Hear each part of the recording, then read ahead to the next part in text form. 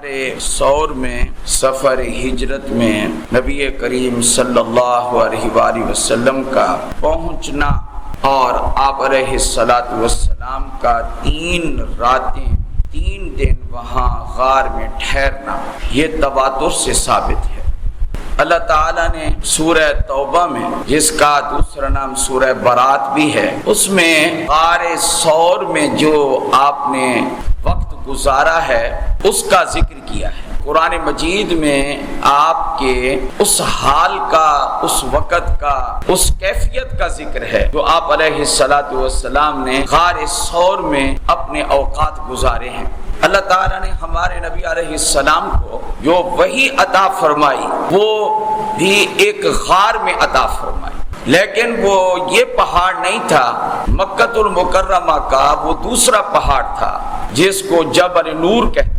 تو آپ جبل نور کے اس غار میں موجود تھے اور اللہ تعالیٰ کی عبادت میں مصروف تھے۔ اللہ تعالیٰ نے آپ پر وحی نازل کی۔ ایک اور پہاڑ بھی مکہ کے پہاڑوں میں سے بہت مشہور و معروف ہے، تیسرا پہاڑ، وہ ہے جبل رحمت۔ وہ جبل رحمت وہ بھی بڑا بابرکت مقام ہے۔ اس کے پاس ہمارے نبی علیہ السلام نے حجۃ الوداع کے موقع پر گھنٹوں دعائیں کی ہیں، اور مدینہ منورہ کے پہاڑوں میں آپ علیہ السلام نے جبل احد کے بارے میں یہ فرمایا، یہ ایسا پہاڑ ہے، جبل ہے، یحبنا ونحبہ، یہ ہم سے محبت کرتا ہے، ہم اس سے محبت کرتے ہیں۔ یہ پہاڑوں سے آپ علیہ السلام کا یہ گہرا تعلق ہے، اور باقی وجہ تو بڑے علماء بیان کر سکتے ہیں۔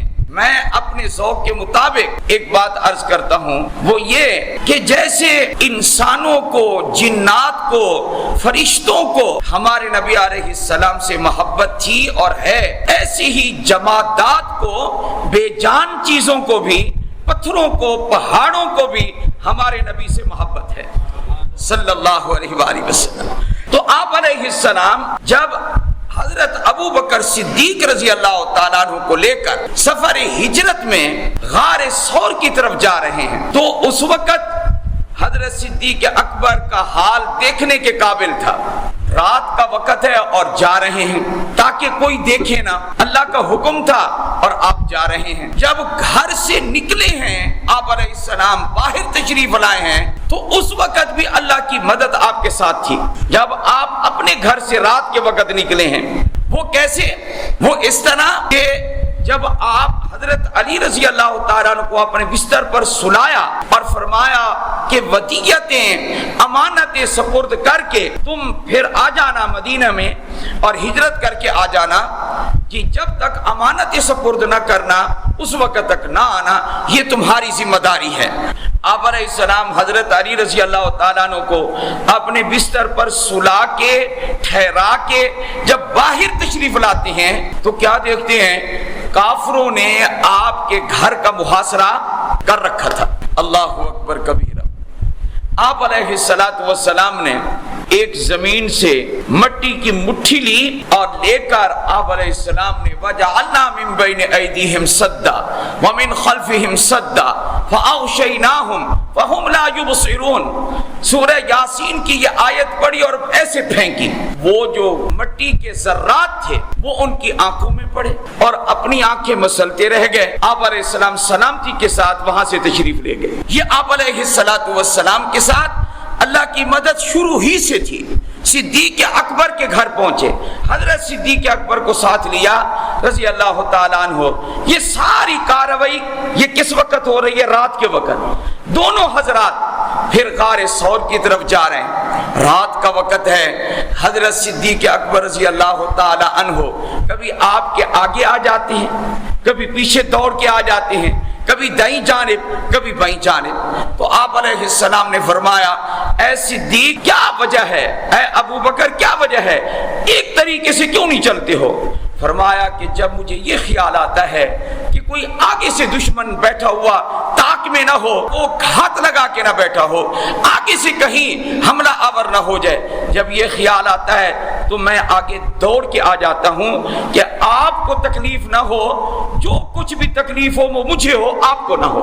اور جب مجھے یہ خیال آتا ہے کہ پیچھے سے کوئی حملہ نہ کر دے، میں پیچھے دوڑ کے آ جاتا ہوں، اور جب خیال آتا ہے کہ دائیں جانب سے دشمن حملہ نہ کر دے میں دائیں جانب آ جاتا ہوں، جب خیال آتا ہے کہ بائیں جانب سے دشمن حملہ نہ کر دے میں بائیں جانب آ جاتا ہوں۔ اس طریقے سے دونوں حضرات چلتے رہے اور غار ثور تک پہنچے۔ جب غار ثور تک پہنچے تو اب اتنی لمبی چڑھائی ہے، لیکن نبی کریم صلی اللہ علیہ وآلہ وسلم کو اوپر جانے کے لیے مشقت میں ڈالنے کی بجائے ابو بکر صدیق سواری بن گئے اور محمد مصطفیٰ سوار بن گئے۔ کبھی ایسی سواری بھی دیکھی ہوگی کہ صدیق اکبر سواری ہے اور محمد مصطفیٰ سوار ہے رضی اللہ تعالی عنہ اور علیہ السلام نبی کریم صلی اللہ علیہ وآلہ وسلم علی کاہلہ، یہ الفاظ ہیں قرطبی کے اندر کہ صدیق اکبر رضی اللہ تعالیٰ عنہ نے نبی کریم صلی اللہ علیہ وآلہ وسلم کو اپنے کندھے پہ اٹھا لیا اور سوار کر لیا۔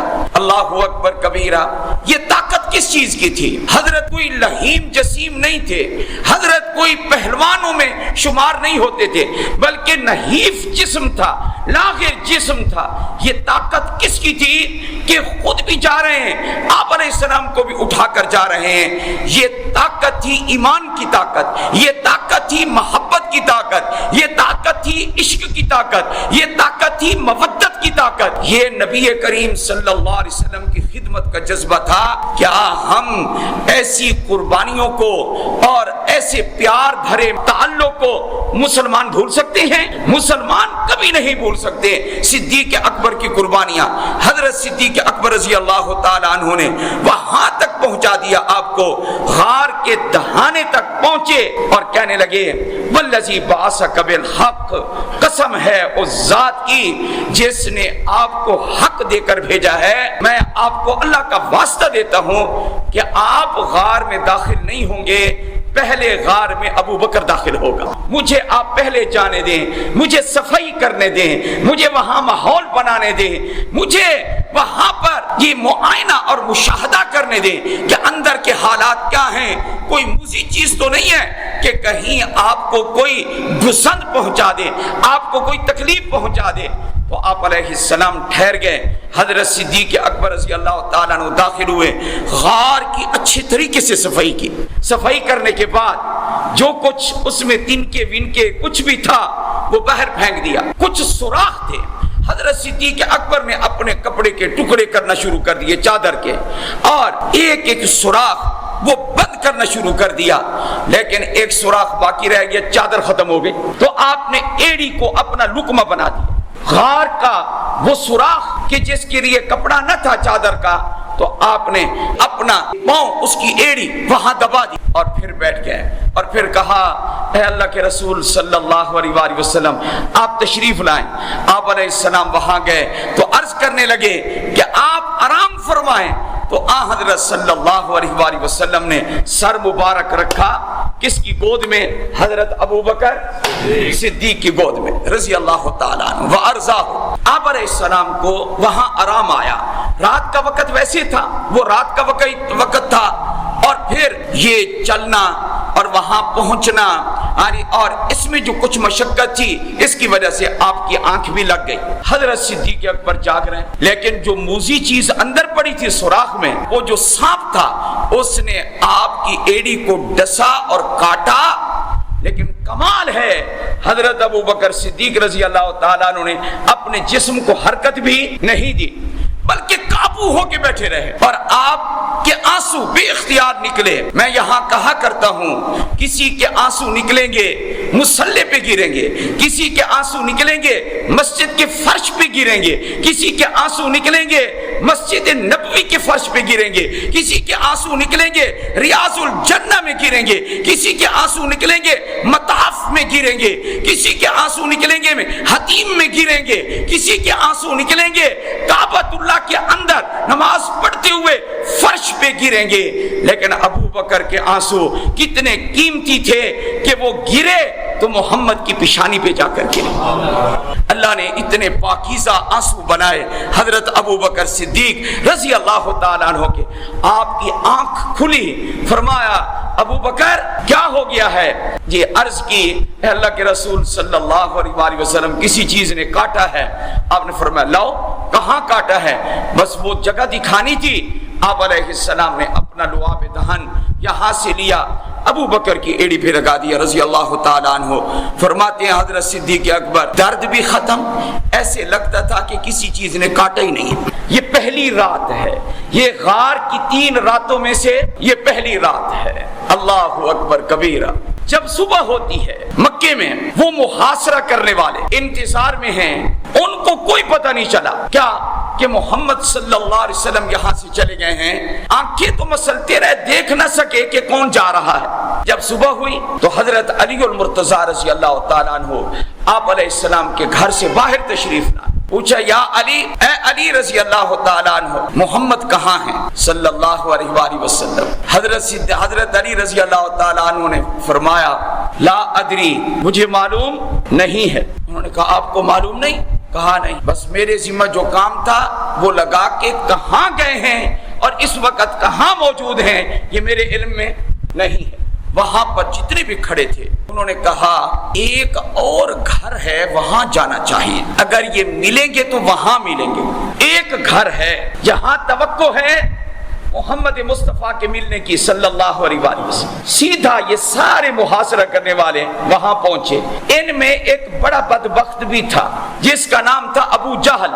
حضرت صدیق اکبر کے گھر پہنچے یہ کافر، پوچھنے لگے بتاؤ کہ ابو بکر کہاں ہے؟ حضرت اسماء رضی اللہ تعالی عنہا جو حضرت ابو بکر صدیق کی بیٹی تھی، حضرت عائشہ الصدیقہ رضی اللہ تعالی عنہا کی بہن تھی، حضرت اسماء سے پوچھا۔ کس نے پوچھا؟ ابو جہل نے۔ بتا تیرا ابا کہاں ہے؟ اور ساتھ ہی کہا تیرے ابے کا پتہ چل گیا نا تو محمد کا بھی پتہ چل جائے گا، کیونکہ یہ سب کو معلوم تھا کہ وہیں پر محمد ہوں گے جہاں پر ابو بکر ہوں گے، اور ابو بکر وہاں ہوں گے جہاں محمد مصطفیٰ ہوں گے صلی اللہ علیہ وآلہ وسلم۔ جب یاری ہوتی ہے نا پکی تو لوگوں کو پتہ چل جاتا ہے، معلوم ہوتا ہے کہ یہ مشہور و معروف دوستی یہ اس زمانے میں بھی مشہور و معروف تھی۔ تو حضرت صدیق اکبر کا پوچھا، حضرت اسماء رضی اللہ تعالی عنہا نے کیا کہا؟ لا ادری، میں نہیں جانتی۔ کیوں؟ آپ حضرات مطالعہ کر کے دیکھیں، حضرت ابو بکر صدیق کا سارا گھرانہ جتنے افراد تھے وہ اس وقت راز چھپانے میں، راز رکھنے میں اور پیغمبر کی خدمت کرنے میں سب کے سب مصروف تھے، سارے کے سارے آپ علیہ السلام کی خدمت کرنے میں مصروف و معروف تھے۔ حضرت اسماء نے کہا لا ادری، مجھے پتہ نہیں ہے۔ اس ابو جہل نے حضرت اسماء جو بچی تھی ابو بکر صدیق رضی اللہ تعالیٰ عنہ زوردار اس نے تماچا کھینچ کے مارا۔ کس کو مارا؟ حضرت اسماء کو رضی اللہ تعالیٰ عنہ۔ حضرت اسماء یہ واقعہ بیان کرتی ہیں کہ جب مجھے ایسا مارا نا تو میرے کان کی جو بالی تھی وہ ایک بالی نہیں یہاں اور یہ دونوں بالیاں کان سے نیچے گر گئیں، اتنا زوردار اس نے تھپڑ مارا۔ ابو جہل نے مار کھائی ہے، حضرت اسماء نے مار کھائی ہے، ذرا توجہ کریں، مار کھائی ہے، تماچا کھایا ہے، ابو جہل کی باتیں سنی ہیں، لیکن اپنے باپ اور محمد کا راز فاش نہیں کیا صلی اللہ علیہ وآلہ وسلم۔ تھپڑ کھا لیے دشمنوں کے لیکن راز فاش نہیں کیا۔ اس کے بعد ذرا سنیں، اگلا دن آ رہا ہے، دشمنوں کو چین نہ آیا، وہاں ایک بہت بڑا سوراخی تھا جو نشانات قدم کھوجی تھا، جو نشانات قدم کو دیکھ کر پہچان لیتا تھا کہ فلاں کے قدم ہے اور وہ کدھر گیا ہے۔ بڑا مکہ میں ماہر ترین آدمی تھا، اس کو بلایا ابو جہل نے اور کہا کہ دیکھو یہ قدم جو ہیں یہ کہاں جا رہے ہیں۔ اس نے کہا یہ تو مسئلہ ہی نہیں ہے، میں نے بہت ساری جگہوں میں یہ مسائل حل کیے ہیں اور میں اس میں ماہر ہوں، یہ ہمارا اپنا کام ہے۔ اور واقعتاً اس کے جو اندازے تھے وہ بالکل درست نکلے۔ وہ کیا کہ وہاں سے ابو بکر صدیق کے گھر سے رضی اللہ تعالیٰ عنہ کے گھر سے دونوں کے قدم دیکھتے دیکھتے دیکھتے فوجی ان سب کو کہاں لے گیا ذرا بتائیے؟ پہنچ گیا وہاں تک پہنچ گیا. لیکن قربان جائیے واللہ خیر الماکرین، سب سے اچھی تدبیر تو کس کی ہے؟ جب اللہ بچانے پہ آ جائے کوئی کسی کا کچھ نہیں بگاڑ سکتا. اس لیے یہ مسجد، یہ مصلی، یہ منبر، یہ میرے رب کی توحید کے لیے بنا ہے. اس لیے ہم اپنے رب کی توحید ہر جگہ بیان کریں گے، ہر واقعہ میں بیان کریں، اور شرک سے روکیں گے اور بدعات سے روکیں گے، اور یہی کرتے کرتے ہم دنیا سے چلے جائیں گے انشاءاللہ. میں آپ کو عرض کر رہا ہوں، حضرت صدیق اکبر رضی اللہ تعالی عنہ کے گھر سے لے کر کہاں پہنچا؟ غار ثور تک. دہانے کے اوپر جا کے کھڑے ہو گئے، دن چڑھا ہوا، رات ختم ہے، کھوجی وہاں لے کر پہنچ گیا. حضرت صدیق اکبر رضی اللہ تعالی عنہ نے اندر سے ہی یہ دیکھ لیا باہر والوں کو. تو بخاری شریف میں ہے، فرمایا کہ میں نے کہا آپ علیہ السلام کو، عرض کی کہ اے اللہ کے رسول صلی اللہ علیہ وسلم، لو ان احدہم نظر الی قدمیہ، اپنے قدموں کی طرف اگر کوئی دیکھے نا نیچے، اس وقت تو یہ اوپر منہ اٹھا کے یوں دیکھ رہے ہیں نا، لیکن اگر یہ اپنے قدموں کی طرف دیکھے ان میں سے کوئی بھی، اور غار کا دہانہ اس کے بالکل سامنے ہے، لَأَبْصَرَنَا، تو البتہ یہ ہمیں دیکھ لے گا. جو بھی دیکھے گا اپنے قدموں کی طرف وہ ہمیں دیکھ لے گا. تو آپ علیہ السلام سے میں نے عرض کی، میں نے کہا یہ تو پہنچ آئے ہیں، دہانے کے اوپر کھڑے ہیں. رسول اللہ صلی اللہ علیہ وسلم نے اس وقت کیا کہا؟ قرآن سنیں، بخاری شریف سنیں. قرآن کریم میں ہے، فرمایا اِلَّا تَنْصُرُوهُ فَقَدْ نَصَرَهُ اللَّهُ اِذْ أَخْرَجَهُ الَّذِينَ كَفَرُوا ثَانِيَ اثْنَيْنِ، وہ ثانیہ اثنین تھا، وہ دو میں سے دوسرا تھا. غار میں کتنے تھے؟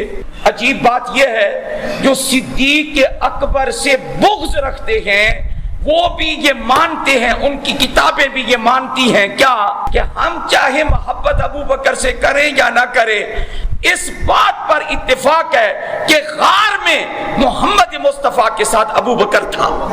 یہ ان کی کتابیں بھی کہتی ہیں. اللہ پاک نے فرمایا اذ ہما فی الغار، جب وہ دونوں غار میں تھے، سارے کافر دہانے پر آئے ہوئے ہیں. حضرت ابو بکر صدیق رضی اللہ تعالیٰ عنہ کے کہنے پر نبی اکرم صلی اللہ علیہ وآلہ وسلم نے کیا فرمایا؟ جو کچھ آپ نے فرمایا، رب نے قرآن میں وہ جملہ ارشاد فرمایا اذ یقول لصاحبہ، سبحان اللہ، جب پیغمبر کہہ رہا تھا لصاحبہ، اپنے ساتھی کو، جب آپ فرما رہے تھے کس کو؟ اپنے ساتھی کو. وہ ساتھی کون تھا؟ وہ ساتھی ابو بکر صدیق تھا. اس لیے میں کہا کرتا ہوں جب صحابہ کے خلاف کوئی بھونک رہا ہو، جو صحابی کے خلاف بات کرے وہ بھی کوئی سننے کی چیز ہے. صحابی کے خلاف انا للہ وَإِلَيْهِ راجعون، یا اہل بیت کے خلاف، یا نبی علیہ السلام کی بیویوں کے خلاف، یا آپ کے نواسوں کے خلاف کوئی بات کرے وہ سننے کے لائق نہیں ہے. اذ ہما فی الغار اذ یقول لصاحبہ، جب پیغمبر فرما رہے تھے اپنے ساتھی کو، کیا کہہ رہے تھے؟ فرمایا لا تحزن، ابو بکر غم نہ کھا. سبحان اللہ، ابو بکر غم نہ کھا، کیونکہ ابو بکر کو اپنی فکر نہیں تھی، پاک نبی کی فکر تھی صلی اللہ. فرمایا غم نہ کھا، غم نہ کھا. کیوں؟ قرآن پاک میں ہے ان اللہ معنا، کہ آپ علیہ السلام نے فرمایا ابو بکر غم کھانے کی ضرورت نہیں. کیوں؟ بے شک اللہ ہمارے ساتھ ہے. بے شک کون ہمارے ساتھ ہے. اس لیے یہ کھوجی کے ساتھ آنے والے مشرکین یہ ہمارا کچھ بھی نہیں بگاڑ سکیں گے، اور ہمارے بال کو بھی بگا نہیں کر سکیں گے. اس لیے پرواہ کرنے کی ضرورت نہیں ہے. ان اللہ معنا. اور بخاری شریف میں ہے کہ آپ علیہ السلام نے یہ بھی فرمایا، وہ جملہ بھی بڑا پیارا ہے. کیا فرمایا؟ یا ابا بکر ما ظنک باثنین اللہ ثالثہما، اے ابو بکر صدیق رضی اللہ تعالیٰ عنہ، تیرا ان دو کے بارے میں کیا گمان ہے جن کا تیسرا اللہ ہے؟ سبحان اللہ، کیا کمال کا جملہ ہے. کیا ان دو کے بارے میں تیرا کیا گمان ہے؟ جن کا تیسرا اللہ ہے، اللہ ہمارے ساتھ ہے، اور جن کے ساتھ اللہ ہو یہ ان کا کوئی بھی کچھ بگاڑ نہیں سکتا۔ مجھے آپ یہ بتائیں کہ اگر کوئی میاں صاحب کہیں رہتا ہو اور اس کے نوکر چاکر یا اس کے دوست وہ پھوت بنا کے پھر رہے ہوں، کیوں بھائی؟ یہ جی میاں صاحب کے ساتھ تعلق ہے۔ اچھا جی، میاں صاحب پر تجھے بڑا بھروسہ ہے، تو جن کا تعلق اللہ کے ساتھ ہے، سبحان اللہ، یہ سارے میاں مل کر وہ نہیں کر سکتے جو اکیلا اللہ کر سکتا ہے۔ اس لیے فرمایا ما ظنک باثنین اللہ ثالثہما، تیرا کیا گمان ہے ان دو کے بارے میں جن کا تیسرا اللہ ہے۔ اللہ کی مدد شامل حال تھی۔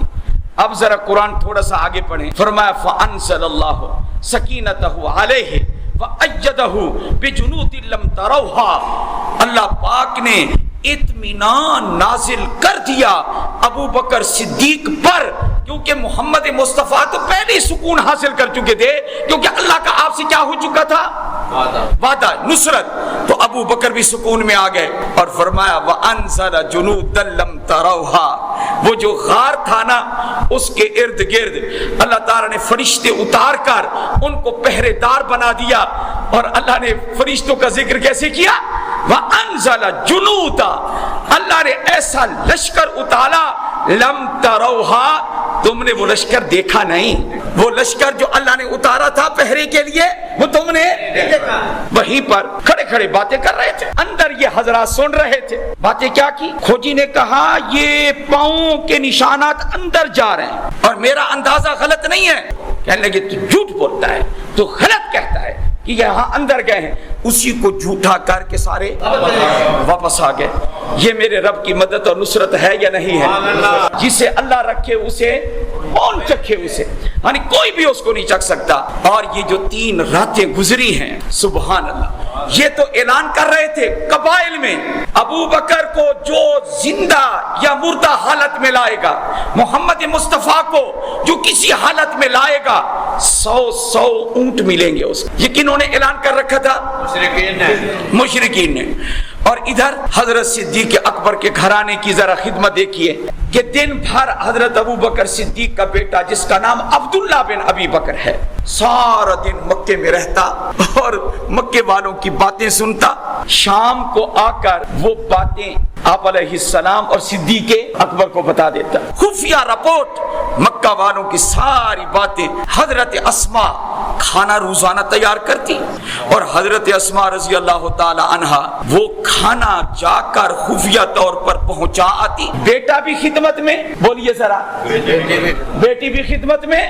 اور ذرا سنیے، عامر بن فہیرہ رضی اللہ تعالیٰ عنہ حضرت صدیق اکبر کا غلام، لیکن حضرت صدیق اکبر رضی اللہ تعالیٰ عنہ کا یہ غلام، سبحان اللہ۔ کوئی تم میں سے کوئی ذمہ دار بھی ہوگا، مجھے تو کوئی پتہ نہیں، کوئی ہوگا۔ میری سب سے کمی یہی ہے، کیا میں یہ سمجھتا ہوں کہ سارے مسلمان بھائی آئے ہوئے ہیں، بس میں اتنا سمجھتا ہوں، بزرگ آئے ہوئے ہیں، بھائی آئے ہوئے ہیں، میں اتنا سمجھتا ہوں۔ کیا کوئی کتنا ذمہ دار ہے، کوئی مارکیٹوں کا مالک ہے، اس کا کوئی پتہ ہمیں نہیں ہے اور نہ ہمیں اس کی ضرورت ہے۔ تو میں ان کو کہتا ہوں جو ذمہ دار ہیں، نوکر تمہارے بھی ہوں گے، نوکر ابو بکر صدیق کا بھی ہے جس کا نام عامر بن فہیرہ ہے۔ ذرا اس نوکر کی شان سنو، ہے ابو بکر صدیق کا نوکر لیکن یہ بدری صحابی ہے۔ حضرت عامر بن فہیرہ رضی اللہ تعالی اتنی شان کا مالک ہے، حضرت ابو بکر صدیق کا یہ نوکر اور یہ صحابی جلیل القدر صحابی دن بھر بکریاں چراتے۔ اچھا، بکریاں چراتے چراتے بہانے سے نا یہ بکریوں کو غار کے اوپر لے جاتے، غار کے اوپر یہ بکریاں چرانے والا ہے جی، یہ بکریاں چرانے والا چرواہا ہے۔ وہ شام کو تھن ان کے بھرے ہوئے ہوتے تھے اور وہ جو 2 حضرات کے نشانات قدم ہوتے تھے کہ بکریوں کا دودھ دوہ کر یہ پلاتے تھے، کس کو؟ آپ علیہ السلام اور حضرت ابو بکر صدیق رضی اللہ تعالیٰ عنہ کو بکری کا دودھ پلاتے۔ اور کبھی کبھی یہ حضرات اگر کہتے کیا کہ فلاں بکری اس کا گوشت ہمیں کھلاؤ، تو وہ پھر بن کے وہ آ جاتا، کیونکہ حضرت اسما کھانا پہنچاتی تھی۔ لیکن یہ بھی ایک ڈر تھا کہ یہ جو قدم لگ رہے ہیں کن کے؟ حضرت عبداللہ بن ابی بکر کے، حضرت اسماء کے جو قدم لگ رہے ہیں، کہیں کوئی ظالم ان قدموں کو دیکھ کر پھر نہ پہنچ جائے۔ اس کا طریقہ کار یہی ہوتا تھا کیا کہ سب سے آخر میں حضرت عامر بن فہیرہ بکریاں وہاں لے جاتے، ان کو دودھ بھی پلاتے اور بکریاں واپس اسی راستے پہ لے آتے تاکہ ان کے نشانات بھی ختم ہو جائیں۔